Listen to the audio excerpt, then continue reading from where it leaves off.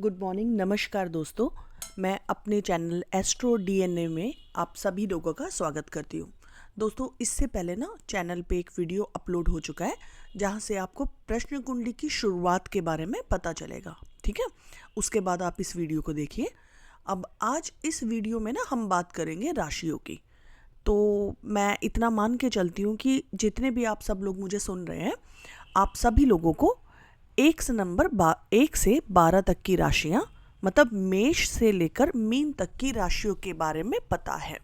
ठीक है, अब इन्हीं 12 राशियों को हमने क्या किया, इनके उदय होने के अकॉर्डिंग, है ना, कि कहाँ से उस राशि का जो चिन्ह है ना, क्या दिखा रहा है वो। जैसे कि अगर हम बात करते हैं शीर्षोदय राशियां, 3 हिस्सों में हमने राशियों को बांटा। पहला शीर्षोदय, दूसरा पृष्ठोदय और तीसरा उभयोदय।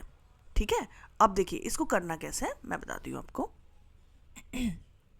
जब आपने इन राशियों को 3 भागों में बांटा, अब यहाँ पे शीर्षोदय राशियां क्या दिखाती हैं, शीर्ष से हेड की तरफ से उगने वाले साइन, जो कि हमें कन्या, सिंह, मिथुन, तुला, वृश्चिक और कुंभ में दिखेंगे। ठीक है, अब क्यों शीर्षोदय बोला गया इन्हें, क्योंकि ये ना सिर की तरफ से ज़्यादा प्रोमिनेंट दिखेंगी आपको। जैसे कन्या है ना, कन्या में आपको एक लेडी दिखेंगी, एक नाव पे बैठी हुई कई जगह दिखाया जाता है। तो आप जब उनको ध्यान से देखेंगे या ऊपर से देखेंगे ना, तो उनका हेड आपको दिखेगा, तो शीर्ष से प्रोमिनेंटली दिखती हैं। लियो साइन, सिंह राशि के साथ भी सेम चीज़ है। एक शेर है जो कि आप ऊपर से देखेंगे तो हेड वाला पोर्शन ज़्यादा दिखता है, पहले दिखता है। मिथुन की बात, अगेन वहाँ पे 2 बच्चे दिखाए गए हैं या ड्यूअल कुछ कपल दिखाया गया है, उनका भी अगर आप देखते हैं तो हेड प्रोमिनेंट है। तुला की बात करते हैं तो एक व्यक्ति है जो तुला तराजू लेके खड़ा है, वहाँ पे भी उसका हेड प्रोमिनेंट है। अगली राशि आती है वृश्चिक। ठीक है, जहाँ पे हमें दिखाया जाता है बिच्छू। अब आप बिच्छू को चलते हुए देखिएगा, उसका ना पीछे वाला पोर्शन दबा रहता है और हेड को उठा के चलता है वो, तो अगेन शीर्षोदय में रखा उसे। कुंभ राशि में अगेन एक ह्यूमन फिगर है, अगेन उसका ऊपर वाला हिस्सा पहले दिखेगा। तो शीर्षोदय राशियों को प्रश्न कुंडली में पॉजिटिव बोला गया, कि प्रश्न आया ना तो शीर्षोदय राशि आ गई तो पॉजिटिव हो गया। अब देखिए पृष्ठोदय राशियां, ये सभी ना वो राशियां हैं जिसमें ना हेड प्रोमिनेंट नहीं है, पीछे का पार्ट जो है ज्यादा प्रोमिनेंट है। जैसे कि इनमें राशियां जो आएंगी वो होंगी मेष राशि, वृषभ राशि, कर्क राशि और धनु राशि। ठीक है, तो ये वो राशियां हैं जिनमें आपको इनका पीछे का भाग ज्यादा प्रोमिनेंट दिखेगा बजाय हेड पोर्शन के। ठीक है, तो आपको बिल्कुल कंफ्यूज नहीं होना। हमें ना देखिए रट्टा नहीं मारना आपको ज्योतिष में, वरना नहीं सीख पाएंगे कभी भी, क्योंकि ऐसी चीज़ नहीं है ना कि आपने भैया रट्टा मार लिया और ख़त्म हो गया। साइंस तो अनलिमिटेड है, और ये तो एक दशक का भी साइंस नहीं है, पता नहीं कितने जन्म लेने पड़ते हैं तब जाके हम थोड़ा कुछ सीख पाते हैं, और उसी की कोशिश हम कर रहे हैं। तो ध्यान रखिएगा, ये सब राशियाँ पृष्ठोदय राशियाँ आपकी राशियाँ वो हैं जो पृष्ठ से पीछे के भाग से उदय होती है, तो प्रश्न कुंडली में ना इन्हें बहुत पॉजिटिव नहीं माना जाता। ठीक है, आगे बढ़ते हैं। फिर आई उभयोदय राशि, इसमें ना एक ही राशि होती है, मीन राशि को रखा गया। अब यहाँ पे आप सबको पता है यहाँ पे क्या होता है ना, 2 मछलियां हैं जो ऑपोजिट डायरेक्शन में ना फेस कर रखा है उन्होंने, हेड जो ऑपोजिट डायरेक्शन में होता है। तो ये क्या है, अब देखिए जब हेड ऑपोजिट डायरेक्शन में है ना तो अपने आप में कंफ्यूजन दिखा रहा है। उभयोदय हार्ड वर्क, तो जब आपने बर्थ चार्ट बनाया और उभयोदय साइन मतलब मीन राशि का आया ना लग्न, तो आपको पता चल गया यार यहाँ ना कंफ्यूजन है, हार्ड वर्क है बहुत, आई डोंट नो, एस्ट्रोलॉजर भी कंफ्यूज है, मिलेगा इसको रिजल्ट नहीं मिलेगा। ठीक है, चलिए अब पहला बाइफर्केशन हमने ए में क्या किया, ए में हमने किया राशियों के अकॉर्डिंग उनके उदय के हिसाब से। तो यहाँ पे हमें पता चल गया कि अगर शीर्षोदय है तो प्लस है, at a glance, final prediction नहीं है ये। पृष्ठोदय है तो माइनस की तरफ है कि थोड़ा नेगेटिव हो गया। बट एक चीज ध्यान में रखिएगा, तीनों ही कंडीशन में अगर ग्रह अच्छे बैठे हैं ना तो आपकी प्रेडिक्शन, फाइनल प्रेडिक्शन है, कहीं और भी जा सकती है, पॉजिटिव भी हो सकता है। ठीक है, पृष्ठोदय है तब भी पॉजिटिव हो सकता है, वो हम आगे सीखेंगे।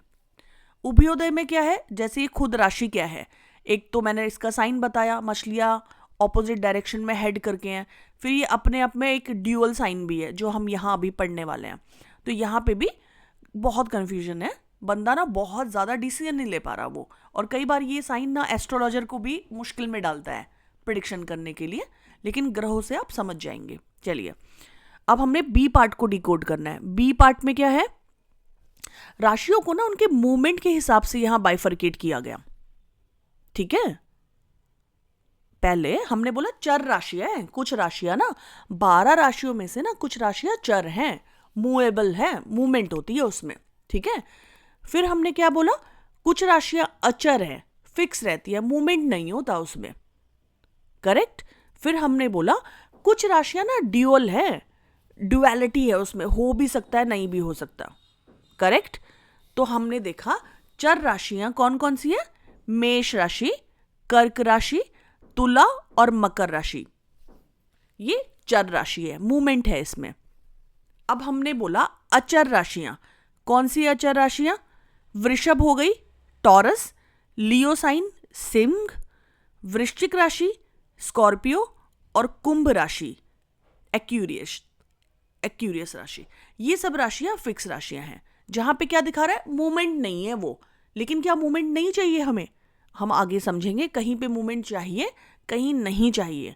तो ध्यान रखिएगा, कोई भी राशि शुभ अशुभ जनरली नहीं होती, ग्रहों की प्लेसमेंट चेंज करेगी, क्वेश्चन चेंज करेगा। ठीक है। द्विस्वभाव राशियां, ड्यूअल राशि, देखिए मिथुन, कन्या, धनु और मीन राशियां ना ड्यूअल राशियां हैं। कैसे, ड्युअलिटी को दिखाती है। इनके नंबर क्या है, 3, 6, 9, 12। ठीक है, 3 नंबर मिथुन, 6 नंबर कन्या, 9 नंबर धनु और 12 नंबर मीन, ये ड्यूअल साइन है, ड्युअलिटी है। अब हमारा प्रश्न ना, हमारा आंसर पॉजिटिव भी जा सकता है और नेगेटिव भी। अब इसमें भी एक बाइफरकेशन है। कैसे, अगर ड्यूअल साइन आ गए, इनमें से कोई साइन आ गए और वो 15 डिग्री से नीचे है तो वो फिक्स साइन में काउंट होंगे। करेक्ट, क्लियर है? ओके, मैं मान के चलती हूं आपको यहां तक समझ में आ रहा है। अब अगर 15 डिग्री से ऊपर का आपको D1 का लग्न मिला, तात्कालिक चार्ट जो बनाया प्रश्न कुंडली का, उसका लग्न आपको 15 डिग्री या उससे ऊपर मिला, तो वो मूवेबल है, मूवमेंट आ गई उसमें। ठीक है, बहुत सारे एग्जाम्पल चार्ट आगे कराए जाएंगे तो आपको बिल्कुल कंफ्यूज नहीं होना। ठीक है, चलिए अब यहां पे हम ना कुछ चीजों को डिकोड करते हैं। पहले मैं आपको चर के बारे में सब कुछ बताऊंगी। ठीक है, ये देखिए यहां पे मैंने D1 ले लिया, कोई भी टाइम मैंने लिया, मेरे पास क्वेरी आई मान लीजिए, तो मैंने ले लिया और मेरा मेष लग्न बन गया जो कि एक चर लग्न है। ठीक है, एक चर लग्न है और चर ही नवांश आ गया। करेक्ट, इतना आप समझ पा रहे होंगे, चर लग्न चर नवांश, यहां पढ़ा था ना चर लग्न, ऊपर देखिए चर लग्न में हमने बोला मेष चर है और तुला भी चर है। तो हमने देखा D1 तात्कालिक पत्रिका का D1 चर है और नवांश भी चर है, तो हमें पता चल गया ये ना मूवमेंट ही मूवमेंट है इसमें। ठीक है, तो अब देखिए आप इतना समझ रखिएगा, या हमें समझ होनी चाहिए बीइंग एस्ट्रोलॉजर, कि अगर इतना मूवमेंट है ना, क्या वो शादी के लिए एक अच्छा चार्ट रहेगा, क्वेरी रहेगी अच्छी, परमानेंट चाहिए ना। देखिए शादी, बिजनेस, जॉब में ना हमें परमानेंसी चाहिए। तो हम इतना तो समझ में आ गया हमें, आप आज ही इस चीज को लगा सकते हैं, अभी से आप प्रश्न लगा सकते हैं और इस लेवल तक सिर्फ डिकोड करने की कोशिश करिए कि अगर D1 भी चर है और नवांश भी चर है तो वो मैरिज के कॉन्टेक्स्ट में, बिजनेस के कॉन्टेक्स्ट में, जॉब के कॉन्टेक्स्ट में अच्छा नहीं है। ठीक है, तो अब यहां पे मैंने मेंशन किया हुआ है मैरिज के लिए नॉट गुड, नीचे देखिए नॉट गुड, बट हेल्थ के लिए देखिए, अब एक बंदा ना, देखिए हेल्थ का चार्ट आया कि एक ICU में है या हेल्थ प्रॉब्लम चल रही है, तो यहां पे क्या है, मूवमेंट आ गया, तो हेल्थ के लिए ये एक अच्छा चार्ट बना। ऑल्दो D1 हमारा पृष्ठोदय जरूर है लेकिन मूवमेंट है उसमें। अब ग्रह बताएंगे कि ये जो मूवमेंट है अच्छा है या बुरा है, लेकिन इस लेवल तक हमें ये समझ में आ गया ये चार्ट जो है मूवमेंट को तो दिखा रहा है।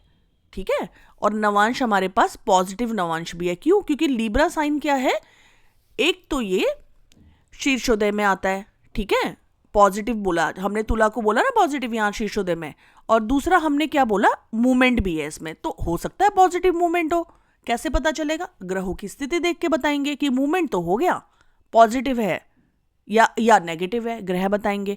अब जॉब के लिए नहीं है ये, एक्शन तो आप ले रहे हैं, लेकिन अंत में क्या हो रहा है, नवांश फाइनल कंफर्मेशन होता है किसी भी इवेंट का, तो ध्यान में रखेगा स्टेबिलिटी की कमी रहेगी।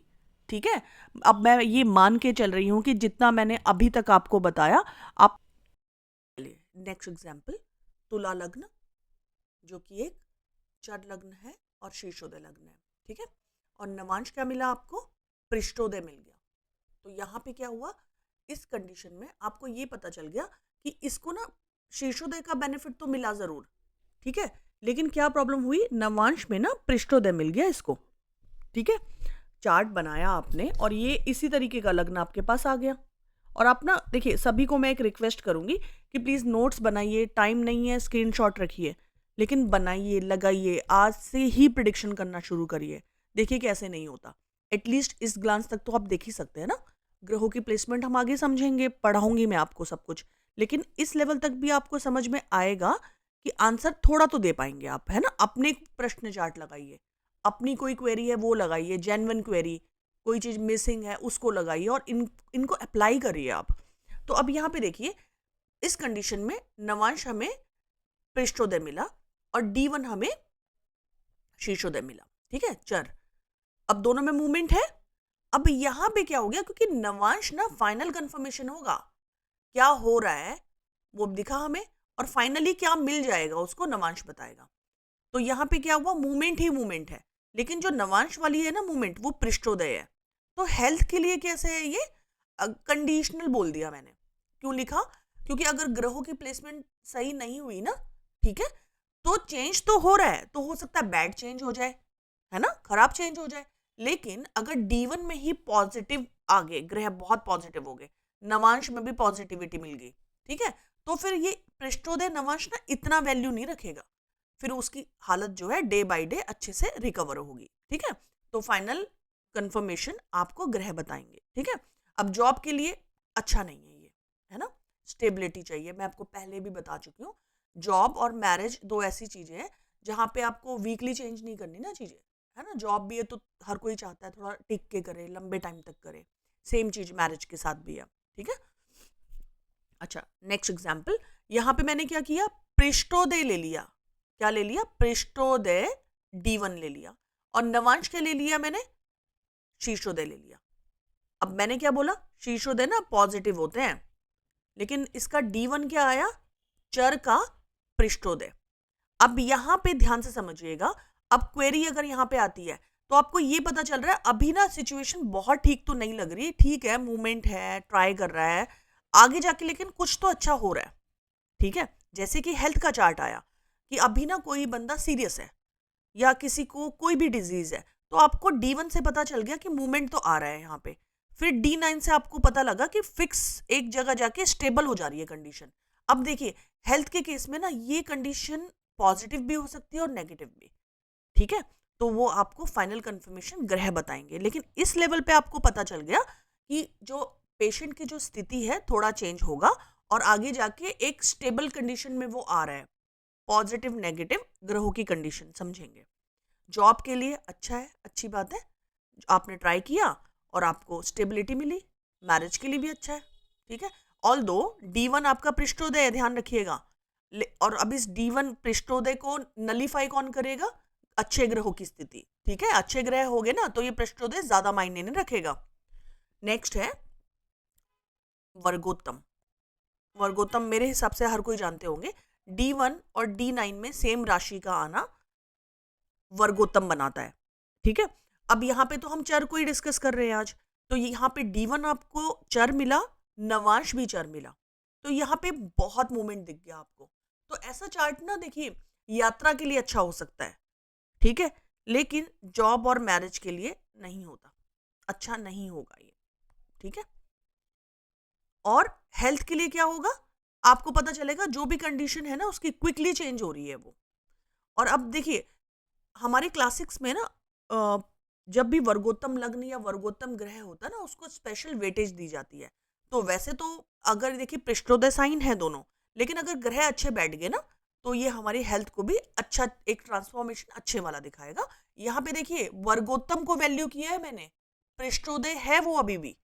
अब इसी की जगह पे अगर मकर लग्न मकर नवांश होता तब भी मैं सेम चीज बोलती, ठीक है, क्योंकि वर्गोत्तम की वैल्यू मिल रही है पृष्ठोदय की वजह से। अगर मान लीजिए मैं एक एग्जांपल और देती हूँ, यहाँ पे कर्क लग्न और मकर नवांश होता तो मैं इसको इतना वैल्यू नहीं करती, क्योंकि मूवमेंट तो हो रहा है, लेकिन यहाँ पे जो इसको वेटेज मिली है वर्गोत्तम की मिली है, ठीक है, क्योंकि उसमें पहले ही कहीं ना कहीं थोड़ी शुभता है, ठीक है, लेकिन वो पृष्ठोदय नहीं, हम ये नहीं बोलेंगे कि वो पृष्ठोदय नहीं है वो, ठीक है। अब चलिए नेक्स्ट है, मैंने यहाँ लिया चर लग्न और ड्यूअल नवांश, लेकिन इसमें पॉजिटिविटी क्या है, दोनों ही शीर्षोदय हैं। शीर्षोदय मैंने क्या बोला, पॉजिटिव होते हैं, ड्युअलिटी आई मगर इसमें नवांश में। अब मैं आपको अपना एक्सपीरियंस बताती हूँ। एक बार किसी ने मुझे पूछा कि मुझे अपने फादर के साथ ना यात्रा करनी है और मेरे फादर थोड़े रिजिड हैं और नहीं जाना चाह रहे, तो ना सिमिलर काइंड ऑफ लग्न और नवांश आया मेरे पास।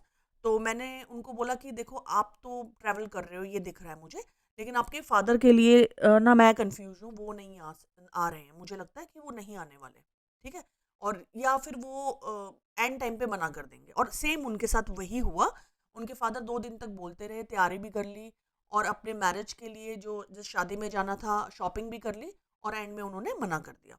क्यों? क्योंकि डुअलिटी क्या दिखा रहा है कि ड्यूअल हो गया, ठीक है, एंड में जाके बंदे ने ठंडी बस्ती में डाल दिया वो मामला, ठीक है।